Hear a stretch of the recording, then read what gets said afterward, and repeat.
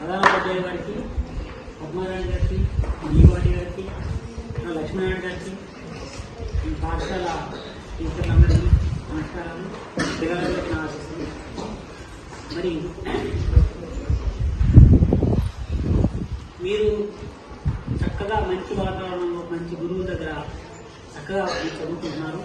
ఇదంతా కూడా మీ అదృష్టం. ఇది ఎందుకంటే ఎంతోమంది పిల్లలు చదువుకోవడానికి అవకాశాలు లేక చిన్న వయసులోనే కూలి పనులు చేసుకునే ఉన్నారు. నేను ఎందుకు ఎమోషన్ అవుతున్నానంటే మా తల్లిగారు 11 ఏళ్ల వయసు చనిపోయారు. 12 ఏళ్ల వయసులో నేను చదువులు మానేశాను. మా నాన్నగారు నేను చదివించడం మానిపించాను.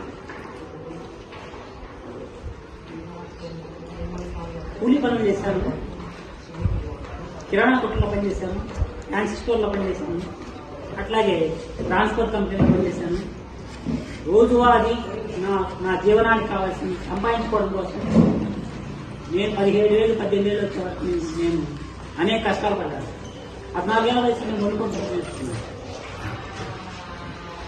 మరి అటువంటి పరిస్థితి నుంచి నేను 7th క్లాస్తో నా చదువు అయిపోయింది. తర్వాత 3 years నేను వ్యవసాయ కూలిగా పనిచేసిన తర్వాత మెట్రికులేషన్ అయిపోయింది. నేను మా అమ్మగారు ఎప్పుడు నేను సన్నగా ఉండేవాడిని, పిల్లాడు పక్కగా ఉన్నాడు, ఇది పక్కలేడు, ఇది చదువుకుంటే బాగుంటుంది అని ఎప్పుడు అనుకునేది. ఆమె ఆ కోరిక తీరకుండా చనిపోయింది. మా తల్లిగారి కోరిక నెరవేర్చాలని నేను 17 ఏళ్ల వయసులో మెట్రికులేషన్ రాశాను. 27 ఏళ్ల వయసులో దాదాపుగా మ్యారేజ్ అయ్యే వయసులో నేను ఓపెన్ యూనివర్సిటీ డిగ్రీ రాసి ఎంట్రన్స్ రాసి డిగ్రీ పూర్తి చేశాను. ఎందుకంటే ఈరోజు తల్లిదండ్రులు కష్టపడి మిమ్మల్ని చదివిస్తుంటే మీకు దాని యొక్క మీకు వచ్చేటువంటి మీకు ఉన్నటువంటి ఆపర్చునిటీ ఎలాంటిదని మీకు అర్థం కావాలి. ప్రతి ఒక్కరు కూడా కష్టపడి చదువుకోవాలి. కష్టపడి చదువుకున్నప్పుడే మీ కాళ్ళ మీద మీరు నిలబడగలుగుతారు, మీ తల్లిదండ్రుల ఆశయాన్ని మీరు సాధించగలుగుతారు.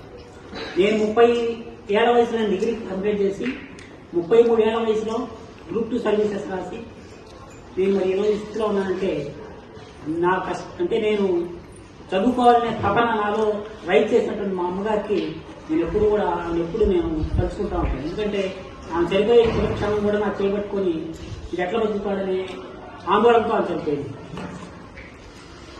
మరి మీకు ఇంత చక్కటి అవకాశం కలిగినటువంటి ఈ గ్రామస్తులు కానీ, ఇక్కడ స్కూల్ మాస్టర్లు కానీ, ఇట్లాగే ఇక్కడ దాతలు మీకు కావాల్సినటువంటి ఏమి సమకూరుస్తున్న దాతలు కానీ, పద్మారాయణ గారు, లక్ష్మీనారాయణ గారు, మరి చక్కని వాతావరణం ఉంది, ఇక్కడ చదువుకునే వాతావరణం ఉంది. ఎందుకంటే మీ కార్పొరేట్ స్కూళ్లలో కనీసం ఆడుకోవడానికి ఆటస్థలం ఉండదు, సరైన వస్తువులు ఉండవు. కేవలం గొర్రెల మందం పోయినట్టు, లేకపోతే కోళ్ళపాకలో కోళ్ళు పోయినట్టు కేవలం చదివించడం బట్టి పట్టించడం అదే ఉంటుంది. కానీ సొంతగా నేను చదువుకోవాలి, మంచి మార్కులు తెచ్చుకోవాలి అనే కాంపిటేటివ్ స్పిరిట్ అనేది ఇలాంటి స్కూల్లో ఉంటుంది. మీరు చక్కగా దీన్ని ఉపయోగించుకొని మీ తల్లిదండ్రులకి, మీ గురువులకి, మీ ఉపాధ్యాయులందరికీ కూడా మంచి పేరు తేవాలని ఈ అవకాశం మీకు కలిగినందుకు మీరందరూ కూడా అదృష్టంగా భావించి దీన్ని చక్కగా వినియోగించుకొని కోరుకుంటూ నాకు అవకాశం ఇచ్చినందుకు మన హెచ్ఎం గారికి ధన్యవాదాలు.